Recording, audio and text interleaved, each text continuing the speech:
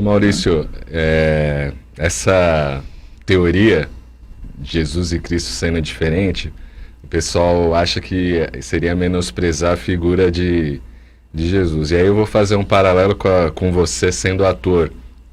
Então tá lá o Maurício ator, representando lá o Pedro no Paulo de Tarso, e aí alguém fala o seguinte: olha, não é o Maurício, é um ator espiritual por intermédio do Maurício que fez com que ele tivesse essa brilhante apresentação.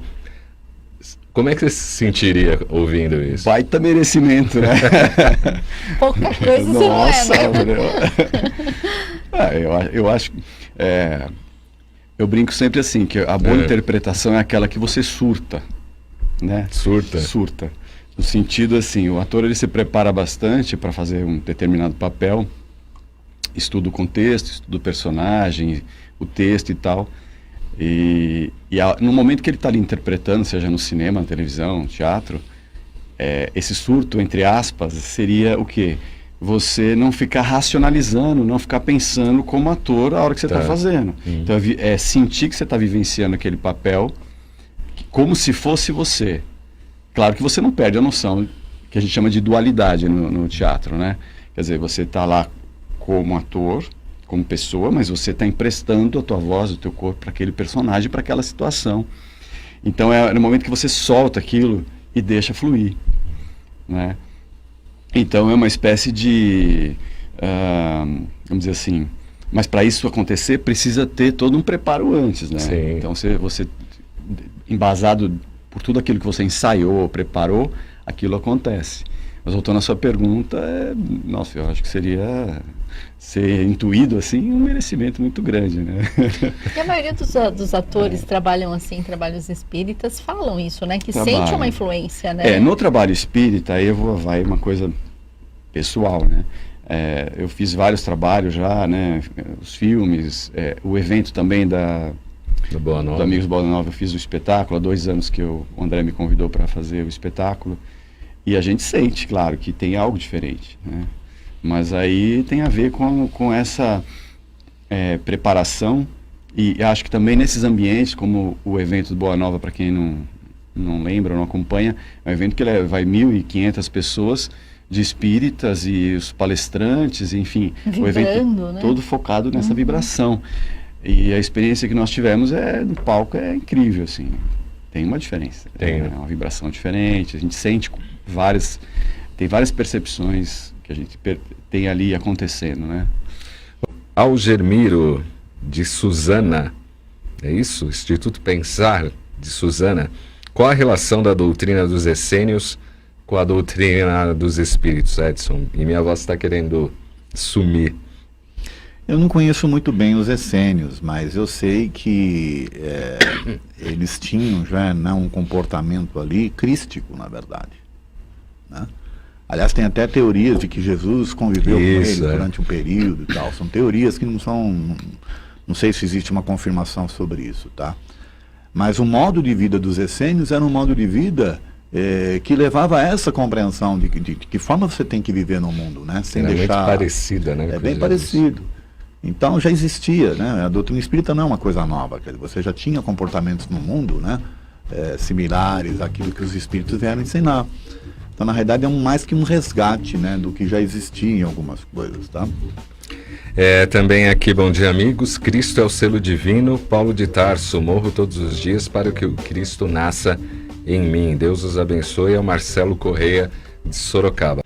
Adriana Drica, a pobreza no Brasil aumenta, desemprego também. E aí, como faz? Como buscar o equilíbrio? Se os governantes não colaboram para que com o povo que sofre. Gostaria da opinião de vocês. As contas estão chegando, fica difícil se manter. E aí, Maurício? Eu? Vou começar com você. Vamos falar de política, não? Eu acredito que... Você também deve ter conta, né? Tenho. Não, é fato, né? Entra governo, sai governo, não só no Brasil, em outros países. Cada país tem as suas características, as suas dificuldades. Mas a gente tem que buscar fazer o nosso, né? O tempo todo, eu mesmo da minha área como ator, eu brinco que eu estou sempre desempregado, né? Então, quer dizer, eu termino um trabalho, eu sou contratado para fazer aquela obra, aquele trabalho, e tenho que buscar outra coisa. Novos projetos. E mais, né? Arte no Brasil é algo que não vale nada, né? Enfim, a gente fala no Brasil, mas assim, no sentido de que a arte é algo muito importante e realmente não é devidamente valorizada. Então, é acreditar. Eu acho que é uma questão de se movimentar, acreditar, independente de que governo está aí, porque os governos vão passar, vão ter crises econômicas, às vezes melhora, enfim. É óbvio que influencia na vida de todo mundo, mas a gente tem que fazer a nossa parte, buscar. Eu estou sempre buscando os trabalhos, fazendo os meus contatos, serve como exemplo, né? E saber lidar com isso, e também esse entendimento que vem, que a gente estava falando antes, o espiritual, né? Se eu estou nessa profissão, se eu tenho algumas dificuldades, eu tento entender por quê, né? E por onde eu vou. E até é curioso, fazendo um gancho, saindo um pouco do assunto, quando eu comecei a fazer trabalhos ligados ao espiritismo, né? Que começou com o filme, primeiro foi o filme dos espíritos, depois do Causa e Efeito, foi a maneira que eu me aproximei da doutrina, que eu comecei a entender, por isso que eu brinquei que eu estava aprendendo, brinquei não, estou aprendendo muito ainda. Então é isso, acho que a gente tem que buscar dentro da gente essa força e essa ação, independente do que está do lado de fora. E aí, Elaine? Eu tenho um pensamento assim, Cláudio, às vezes a gente vê uma pessoa bem-sucedida, a gente acha que tudo caiu do céu, né? E você vai olhar a história da pessoa, uma pessoa que teve uma infância sofrida, uma família pobre, mas a pessoa sempre investiu em estudo, em qualificação. Então a gente precisa ver como que está o currículo, né, da nossa amiga aí. Será que está precisando fazer um curso? Será que está precisando se dedicar? Né? Não sei se é o caso, mas ter esse olhar de ver se pode melhorar as condições, né? É o homem no mundo, então não dá para você se enquadrar nas regras do mundo se você não buscar esses conhecimentos. Primeiro, olhar isso, e segundo, mudar esse padrão de pensamento, né? Lembrar, eu há muitos anos aprendi isso lendo um livro da Louise Hay, né? Que fala da abundância do universo. Então, a gente olha os grãos de areia numa praia e a gente vê, sei lá, não dá nem para contar a quantidade de grãos de areia. Ou um chuvisco na vidraça num dia de chuva. Então, a gente fala, o universo é abundante. Então, as folhas da copa de uma árvore, o universo é abundante. Eu faço parte dessa abundância, né? Então, poxa, tem tanta gente empregada, eu também vou arrumar um emprego, eu também vou saber me colocar. Deus proverá, eu acho que entra aí, né? Olhar os lírios dos campos, né? Então, aquele que veste o lírio dos campos também olhará por mim, né? Então, quando a gente tem essa confiança de que eu sou merecedor, eu tenho essa confiança, as coisas acontecem. Precisa mudar o padrão de pensamento. O Brasil está difícil, são milhões de desempregados. Sair dessa sintonia e confiar e acreditar. Sair de casa para procurar emprego, mudando a sua energia. Eu vou conseguir um emprego. Posso só fazer uma parte, até um testemunho que possa até ajudar como um incentivo? Eu venho de uma origem muito humilde. Minha infância de muita dificuldade e tal. E não só dificuldade financeira, mas uma dificuldade cultural. Não tinha acesso, né, a tantas coisas como a gente tem hoje, o Facebook, a internet, que você consegue estar conectado com o mundo. Então eu vim de uma infância assim muito desconectado, eu não sabia nem que era vestibular na 8ª série. Enfim, então, e aí passou o tempo, eu num dado momento falei, eu quero ser ator. Senti que eu queria ser ator. E um dia eu estava numa sala de cinema e tinha uma pessoa comigo. Aí, como começou a subir os créditos, eu falei para a pessoa, tá vendo ali o nome daquelas pessoas ali? O meu vai estar lá um dia. Então, assim, da minha origem humilde, não sabia nem como eu ia fazer isso. Mas eu só sei que eu olhei e falei, o meu nome vai estar lá um dia. Quantos anos você tinha? Devia ter uns 18 anos, 19 anos. Aquela fase. E está em vários filmes que eu participei já. Que legal. Agora, essa, né? essa confiança. Essa confiança de buscar. Eu não sabia como. Eu sei que aí eu fui atrás, fui fazer meu curso preparatório, eu comecei a conhecer pessoas. E é fácil? Não é fácil. Mas eu botei na cabeça que eu ia fazer e eu fiz. Né? E outras coisas legal também. Isso. Então fica aí o testemunho. Eu queria só fazer um comentário para a Adriana, que é o seguinte, ela tem que observar algumas coisas aí que eu acho que são básicas, né? O primeiro, o que é as suas necessidades básicas que você pode suprir, e a outras, o que são as futilidades que o mundo te impõe para que você seja feliz. Né? Então hoje a gente vê muitas pessoas aí sofrendo em função de coisas que adquire para ser feliz, depois não tem condições de pagar e aí fica infeliz. Né? É mesmo. Isso é uma coisa. Quando eu falo do equilíbrio, a gente tem que pensar desta forma. O que é bom para o teu espírito ou não. E não o que é bom para a sociedade. Ou o que a sociedade acha que é legal. Entendeu? Nesse aspecto. O outro aspecto é que eu nasci em 1957. O ano que meu pai falou que um grande político disse que o Brasil estava à beira do abismo. Então, eu convivo com crise desde que eu nasci. O Brasil está em crise. E eu estou vivendo. Quer dizer, se eu for acreditar na crise, e se eu for ficar esperando que a mudança de governo vá fazer as coisas melhorarem, olha, é melhor enterrar a cabeça na areia, então, né? E deixar as coisas acontecerem. E não é isso. A gente está aqui justamente para se desenvolver. Né? A gente não pode acreditar nessa crença de que a gente veio aqui para sofrer e que tem que, sabe, esse marasmo todo. Não, tem que viver. A vida está aí para isso. Sim. E todos têm, assim, tirando as questões sociais, em tese nós temos todas as mesmas chances, né? Aquela máxima lá da PNL, tudo que um ser humano consegue, eu também consigo. Tem gente ganhando dinheiro.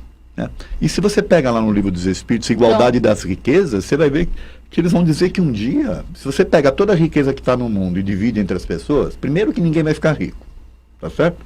E depois, 2 dias depois, você vai ter pessoas ricas e pessoas pobres. Por quê? Vontade da pessoa, sabe, a capacidade que ela tem de gerir as coisas, o que ela vai se interessar, e por aí fora. Então vai mais das pessoas.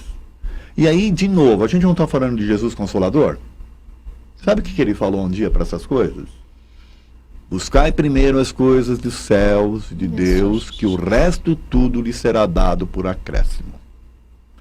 E significa o seguinte, busque o teu equilíbrio espiritual, que o resto tudo vai lhe ser dado por acréscimo. Tá certo? Então eu vejo pessoas, por exemplo, humildes, que nem uma moça da limpeza que trabalha lá comigo, né? Vive cantando. Você vai falar assim, ela não tem problema? Tem. Mas ela vive cantando. E ela é uma pessoa humilde. Tá certo? Por quê? Porque as expectativas que ela tem da sociedade, essa coisa de imposição, são mínimas. E ela é feliz dentro daquilo que ela tem. Enquanto que você tem uma pessoa do lado dela ali, que é um gerente, infeliz. Tá certo? Não tem uma Porque regra. para ele manter o cargo que ele tem que fazer uma série de coisas, né, que ela não precisa. Vive mais leve, né? Se você esperar... Eu não estou aqui... Só completar, desculpe. Claro. Eu só não estou exaltando aqui a coisa da pobreza. Não, estou exaltando você se equilibrar espiritualmente e buscar aquilo que de fato vai atender seus anseios espirituais. Nós estamos falando de doutrina espírita. Tá certo? Quando a sociedade exalta o material, é que cria o problema. E aí vem as dívidas, né? Infelizmente é isso, né? Se você esperar para ser feliz só quando tiver isso, aquilo, quando eu tiver o dinheiro, quando a vida está passando, né? E você vai deixando. Só fazendo um gancho, eu faço muitos eventos e um dia estava conversando com um grande diretor de uma empresa. Aliás, um diretor de uma grande empresa, uma multinacional. E a gente estava falando sobre qualidade de vida, etc. e tal, na apresentação. E ele tinha lá seus 60 e poucos anos, ele falou assim, eu estou para me aposentar. E aí, diante daquilo que a gente apresentou, o conteúdo que a gente apresentou, a gente falava justamente isso, né? De saber aproveitar as fases da vida, etc. E ele falou assim, olha, eu sou um cara muito bem sucedido, eu tenho todos os bens materiais que você possa imaginar, mas eu não vi meus filhos crescerem. Então agora a minha chance é tentar pegar meus netos. Então ele fazendo um exame de consciência, quer dizer, ele trabalhava 14 horas por dia, não que é de cada um, não estou falando nada de certo ou errado. Estou dizendo assim, ele dando aquele depoimento com 60 e poucos anos, dizendo, puxa, eu não vi meus filhos crescerem. E se ele desencarna agora? Então. Como é que faz? Foi o que ele disse. Como é que ele vai estar no plano espiritual? Essa é a questão. Né? Sabe uma outra coisa que eu queria falar para Adriana? Adriana, é o seguinte, tem muita... A gente também tem que mudar o conceito do emprego e do trabalho. Tem muitas pessoas procurando emprego, mas poucas querem trabalhar de fato. Tá? Então isso também conta na hora de ver o número de desempregados que existem. Tá? Você pode ver que as pessoas que de fato trabalham, né, que se satisfazem no trabalho, que produzem, então essas estão empregadas. Você sabe, Edson, que você falando isso, eu estava pensando justamente nisso. Quando eu me formei, eu como advogada, eu montei meu escritório, aquele sonho, né? E eu não tinha cliente nenhum, não tinha pai advogado, não tinha nada. Eu tinha amigos que ficavam escolhendo muitos processos, então queria só aqueles processos para ganhar bem. E eu criei uma filosofia que era o seguinte, o dinheiro é consequência do trabalho, então eu vou trabalhar. Então atendi muitas pessoas até carentes, na época já espírita, né? Já era espírita, e faço 25 anos de profissão esse ano, eu nunca fiquei sem trabalho. Tem momentos ganhando mais, tem momentos ganhando menos, nunca fiquei sem trabalho. E já há anos eu emprego de 3 a 4 famílias por mês que vivem daquilo ali, de um sonho de menina. Então, o dinheiro é consequência do trabalho. E eu trabalho, as pessoas falam, você trabalha muito. E a gente vê como as pessoas são acomodadas, porque eu escuto muitas amigas falando, nossa, não sei como você dá conta, você tem muita coisa, você precisa falar não. Eu escuto muito isso, muito isso. E então, tudo é consequência do trabalho. Eu nunca fiquei sem trabalho, eu nunca cheguei e falei, vou fechar o escritório, vou arrumar emprego numa empresa. Não, pelo contrário, eu venho gradativamente progredindo, colhendo os resultados no meu trabalho. É muito esforço, muito trabalho, muita dedicação, muito estudo, mas é trabalho. E o reconhecimento. E você trabalha com satisfação, tá certo? Porque você gosta do que faz. Eu gosto do que eu faço, é verdade. Também tem esse outro detalhe. Você também gosta do que faz, não é? Sim, mudei minha vida para fazer o que eu faço. Então, essa é outra questão que tem que pensar também. Às vezes as pessoas estão buscando um emprego e elas vão para umas profissões que não as satisfazem. E são infelizes. Verdade. Tá certo? Mandar um abraço aqui para Cláudia Costa, Maria Pedrina da Silva, bom dia. Miriam Heissemann, valeu pela audiência. Fulgêncio Barreto, que está em Aracaju, nos ouvindo, gratidão aí. A Bianca Jacom, bom dia. Eu perdi um filho com 1 ano. É expiação para os pais? Então, a perda de entes queridos e filhos, principalmente, geralmente não é um castigo, né? A gente tem que tirar isso, mas ela tem essa conotação de ser uma experiência para o próprio espírito, né, que reencarnou, e também para os familiares. E são N situações, não existe uma fórmula, aconteceu isso porque é isso, né? Muitas vezes o espírito precisava só desse curto espaço para se ajustar às suas questões espirituais, hiperespirituais. Então, pode ser. A gente não pode dizer que mas pode ser. Eu queria que ela pensasse de forma diferente. Eu queria que ela se imaginasse como um espírito muito mais preparado do que outros para passar por uma situação dessa. Então eu entenderia como missão e não como expiação. Porque não é todo espírito que está preparado para ter uma dor dessa e se manter, sabe? Então inverta a sua ótica sobre você mesmo.